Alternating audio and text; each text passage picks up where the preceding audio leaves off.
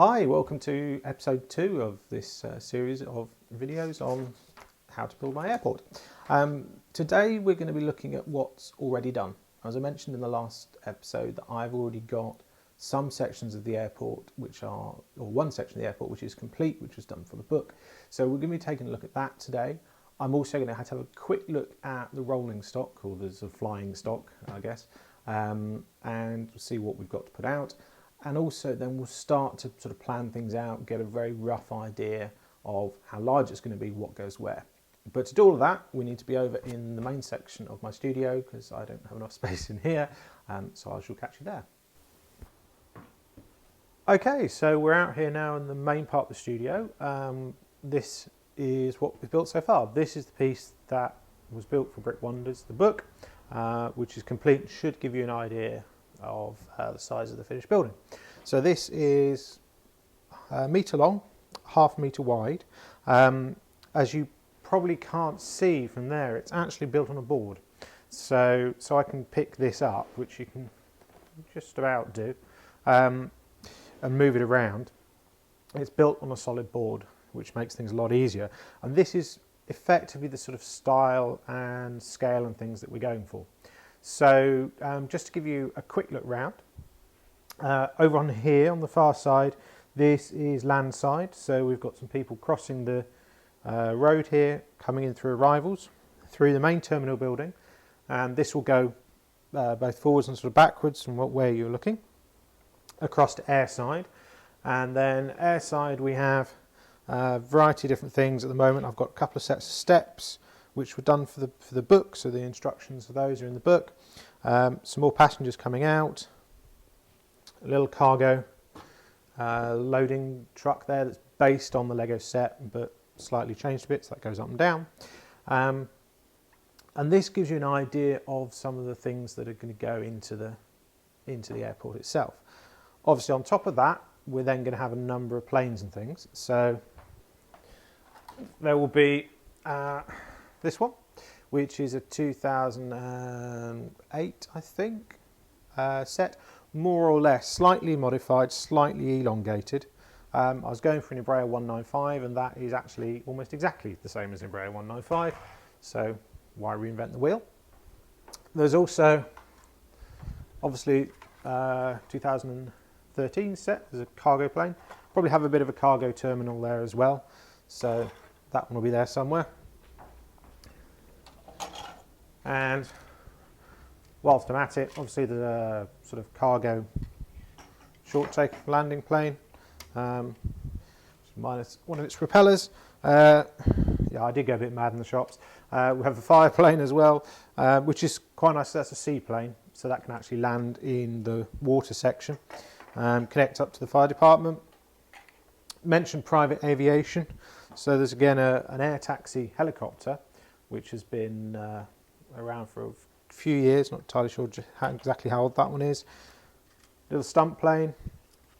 There are a lot of Lego planes out at the moment, and a few helicopters, a few more helicopters. So there's a police helicopter from one of the sets here.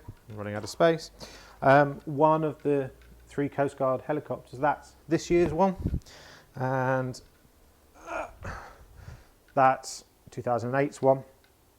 One of these, a couple of these, in fact I think I found maybe 4 of these to go on the airport. So there'll be lots of different planes and helicopters and things that are all very recognisable, and kids can see them and get some inspiration about what they want to build. That also answers another question of, do I buy sets? Yes, I do. I still buy lots of sets, enjoy building them. So I had great fun over the weekend. Just building lots and lots of planes and helicopters and things like that to go on the airport. There's a few other things that I can show you on the airport as well, which will give you an idea of the sort of style of how we're going to build things. You'll probably notice I haven't used any base plates on this at all. This is called a snot road, so it's studs not on top. The way that this whole apron here is built is with bricks on their sides and the studs going sideways, which means I can put into it lots of fine detail, because I can then use plates to put fine lines in. So I have fine white lines around each section where on the apron where an airplane is going to be parked. I can put in zebra crossings and things like that. And gives me much more detail and interest to it. So I'm going to use a lot of snot work on the runway, probably not the entire runway because it is very brick intensive, it's very time intensive, and there will be large areas of it that are just grey, so I might tile those. You'll also see a couple of bits, for instance where this cargo plane attaches, there's actually a separate section down here of apron. Now I might be able to lift this out. It's built as a separate section so that I can actually include in it, is it going to come out? Yep, there we go. I can actually include sort of different ideas. So this one, for instance, will be motorised. So under here, I've got a motor that's going to drive axle, which will come up, actually go into the cargo delivery truck, and that will make the truck go up and down. How much of this I get motorised in the time? Not yet sure. It's going to be one of those things that takes a lot of time to do and to get correct. But it gives me the option, if it's in separate sections like that, you can see I can easily take them out, put them back in. A few other things I'm also going to do about the main terminal building. So this is pretty much the full height of the terminal building. Obviously I'm going to have one tower on there, but this building is actually complete inside. It has, if I take the roof off, and we did this for the book because obviously we needed the detail, but it has a complete inside. So if we have a look in here, we've got the first floor, you might be able to see that.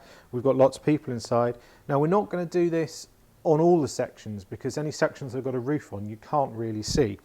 What I'm thinking at the moment is I'm going to step back the terminal.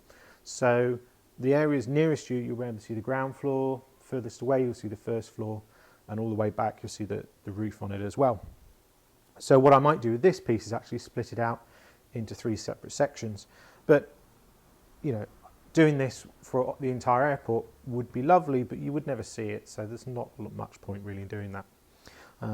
So this is the section we've got at the moment. As I said, metre long, half a metre wide. So this will run, so I'll turn it around this way. This will run about 2 metres out that way, 4 metres this way, which will give us lots of space to move and do things. And I think it's going to look pretty spectacular when it's done, but there are a lot of sections to do.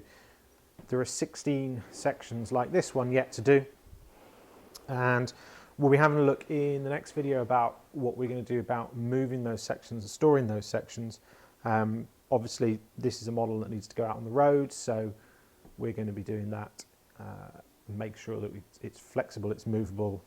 One of the reasons why it's on the base, but we'll also talk about some other things in the next episode. And what we'll then start to do as well is to start taking that paper plan and laying it up in more detail so we can actually see how that's going to fit together and which pieces are going to go where, how wide the runway is going to be, things like that. So that's it for now. Let's go back to the office. Okay, so back at my desk, that's episode 2. Thank you again very much for watching. Hopefully by the next episode we'll get some of that stuff actually laid out properly, we'll get some building going on, and we'll actually get an idea of how it's all going to fit together. But that'll be next time, and I'll see you then. Thanks a lot.